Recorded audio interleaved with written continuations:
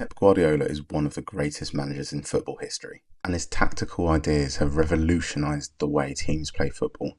But what if I told you these tactics have also had a very detrimental effect on football? And don't worry, this isn't a video bashing Pep Guardiola. I think he's a brilliant manager and potentially the greatest manager of all time. But his influence on football over the last 15 years is undeniable, and we're going to dig into the impact this has actually had on the wider game. But first we need to understand the philosophy of the great man himself. For the majority of his playing career, Pep Guardiola was a defensive midfielder who usually played in a deep line playmaker role. He spent the majority of his career with Barcelona, forming a part of Johan Cruyff's dream team that won the club's first European Cup in 1992 and then 4 successive league titles from 1991 to 1994. So it's no surprise that one of Pep Guardiola's biggest influences on his philosophy is Johan Cruyff, who he played under. And Pep Guardiola's first opportunity to test this philosophy was when he managed Barcelona B shortly after he retired. He managed to win the title with this team, and then he ended up taking the first team job at Barcelona. And in his first season, 2008 to 2009, he managed to win the treble, which included the La Liga title, the Copa del Rey, and the Champions League.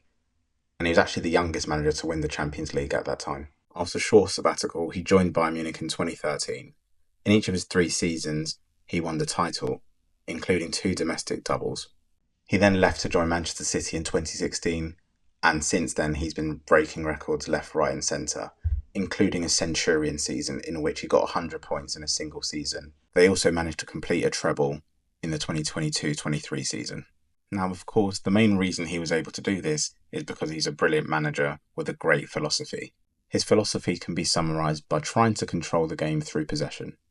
His teams use a high press to win the ball back as quickly as possible, and that prevents the opposition from building any attacks. Throughout his career as well, he's continued to develop his tactical approach, which always seems to spring surprises at the start of every season. But it's through doing this in which he's been able to maintain his dominance at the top of the game. One thing people don't really talk about enough as well is Pep Guardiola's ability to motivate his players. He's a great man manager, and he's able to push all his players past their limits and deliver greatness each season. So you're probably wondering, what's the big deal, right? He's a great manager, he's got a great philosophy, he's had a great impact on the game, his teams are successful, so how could he have possibly ruined football? Now I'm going to break it down to you in the next section. Because what Pep Guardiola's greatness has actually done is breed copycat managers. Managers who also want to play with a similar style of play and similar tactical setup. Pep Guardiola's influence in football over the last 15 years has been so large that other managers feel like the only way to beat him is to join him. And that's not a bad strategy, because it clearly works. Pep Guardiola is definitely doing something right. So you can't blame managers for trying to emulate his tactics in some way. But what no one talks about is the downside to this. And that's the crux of this entire video. What happens if footballers are constantly doing a high press in football matches, having to be very fit in order to maintain that press over 90 minutes, which then means their training sessions will be very intense, very high octane, and very physically and mentally exhausting. And a great example of this is if you look through the Premier League, how many teams now like to play out from the back, like to press high, like to play on the front foot. If you compare this to the Premier League in the noughties, you had a much wider variety of teams with different styles. That Jose Mourinho Chelsea team was about power and aggression, similar to Arsene Wenger's side as well, although they did like to mix it up. Man United, again, were all high octane, but the high pressing nature in football didn't really get introduced into the Premier League until the last decade, really. And I think a really damaging aspect of this football is the impact it can have on your muscles. If you look at my last video, you'll see that muscle injuries, and specifically hamstring injuries, are up 90% in the Premier League.